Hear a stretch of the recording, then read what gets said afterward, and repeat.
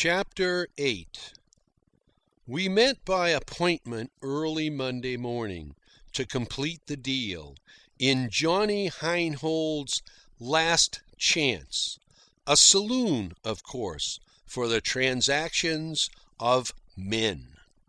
I paid the money over, received the bill of sale, and French franc treated. This struck me as an evident custom and a logical one. The seller who receives the money to wet a piece of it in the establishment where the trade was consummated. But, to my surprise, French Frank treated the house. He and I drank, which seemed just. But why should Johnny Heinhold, who owned the saloon and waited behind the bar, be invited to drink? I figured it immediately that he made a profit on the very drink he drank. I could, in a way, considering that they were friends and shipmates, understand Spider and Whiskey Bob being asked to drink, but why should the longshoremen, Bill Kelly and Soup Kennedy, be asked? Then there was Pat, the Queen's brother, making a total of 8 of us. It was early morning, and all ordered whiskey. What could I do here in this company of big men all drinking whiskey? Whiskey, I said, with the careless air of one who had said it 1,000 times. And such whiskey! I tossed it down. Arrgh! I can taste it yet. And I was appalled at the price French Frank had paid. 80 cents. 80 cents. It was an outrage to my thrifty soul. 80 cents. The equivalent of 8 long hours of my toil at the machine, gone down our throats, and gone like that, in a twinkling, leaving only a bad taste in the mouth. There was no discussion that French Frank was a waster. I was anxious to be gone, out into the sunshine, out over the water to my glorious boat. But all hands lingered. Even Spider, my crew, lingered. No hint broke through my obtuseness of why they lingered. I have often thought since of how they must have regarded me, the newcomer being welcomed into their company, standing at bar with them, and not standing for a single round of drinks. French Frank, who, unknown to me, had swallowed his chagrin since the day before, now that the money for the razzle-dazzle was in his pocket, began to behave curiously toward me. I sensed the change in his attitude, saw the forbidding glitter in his eyes, and wondered. The more I saw of men, the queerer they became.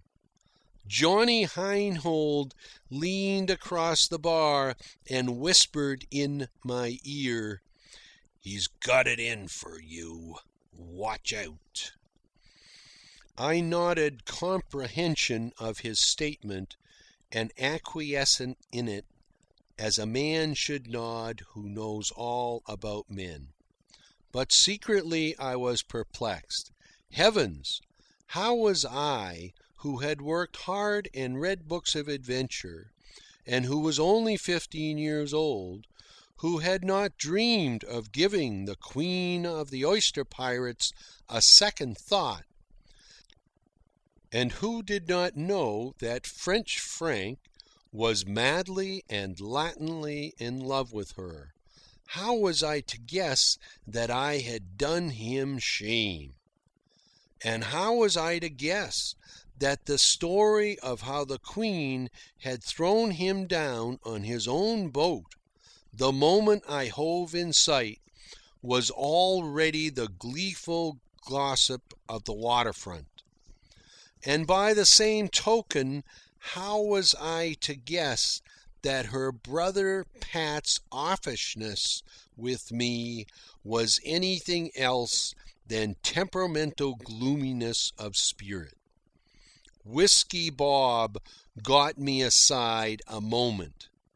"Keep your eyes open," he muttered. "Take my tip. French Frank's ugly. I'm going up river with him to get a schooner for oystering. When he gets down on the beds, watch out. He says he'll run you down. After dark, any time he's around, change your anchorage and douse your riding light. Savvy?" "Oh, certainly. I savvied." I nodded my head, and as one man to another thanked him for his tip and drifted back to the group at the bar. No, I did not treat. I never dreamed that I was expected to treat. I left with Spider, and my ears burn now as I try to surmise the things they must have said about me. I asked Spider in an offhand way what was eating French Frank. "He's crazy jealous of you," was the answer. "Do you think so?" I said, and dismissed the matter as not worth thinking about. But I leave it to anyone, the swell of my 15 years old manhood, at learning that French Frank, the adventurer of 50, the sailor of all the seas of all the world, was jealous of me, and jealous over a girl most romantically named the Queen of the Oyster Pirates. I had read of such things in books, and regarded them as personal probabilities of a distant maturity. Oh, I felt a rare young devil as we hoisted the mainsail that morning, broke out anchor, and filled away close-hauled on the 3-mile beat to windward out into the bay. Such was my escape from the killing machine toil and my introduction to the oyster pirates. True, the introduction had begun with drink, and the life promised to continue with drink. But was I to stay away from it for such a reason? Wherever life ran free and great, there men drank. Romance and adventure seemed always to go down the street locked arm in arm with John Barleycorn. To know the two, I must know the third. Or else I must go back to my free library books and read of the deeds of other men and do no deeds of my own save slave for 10 cents an hour at a machine in a cannery. No, I was not to be deterred from this brave life on the water by the fact that the water dwellers had queer and expensive desires for beer and wine and whiskey. What if their notions of happiness included the strange one of seeing me drink? When they persisted in buying the stuff and thrusting it upon me, why, I would drink it. It was the price I would pay for their comradeship. And I didn't have to get drunk. I had not got drunk the Sunday afternoon I arranged to buy the razzle-dazzle, despite the fact that not one of the rest was sober.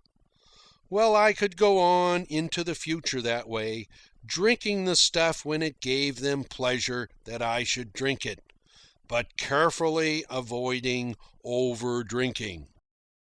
End of chapter 8.